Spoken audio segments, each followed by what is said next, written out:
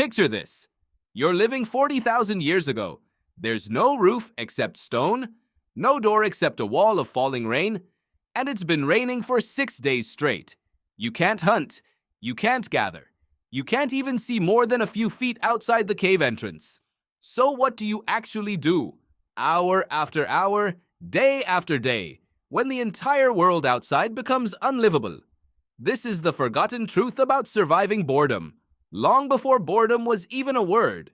The first thing you'd be doing is keeping the fire alive, and that's a bigger job than it sounds. In one excavated cave, archaeologists found evidence of a hearth that had been kept burning, on and off for roughly 1,000 years, passed down through generations who never let it fully go out. During a multi-day storm, someone in your group would be assigned, constantly, to feeding it, drying wet fuel, and making sure it never died, because relighting a fire from scratch in soaking wet conditions could be nearly impossible.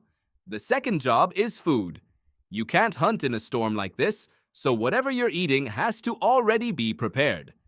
At a cave in modern-day Israel, researchers found evidence that people were wrapping animal marrow in skins and storing it for weeks at a time, and even submerging meat in cool ponds nearby to keep it fresh longer.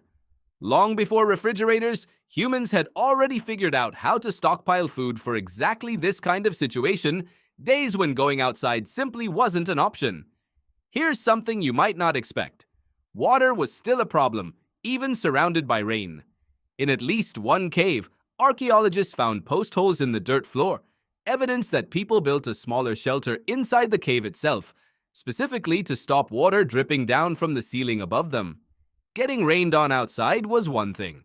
Getting dripped on constantly while trying to sleep inside your own shelter was apparently still worth solving. Then there's the boredom itself, which turns out to be one of the most interesting parts of this story.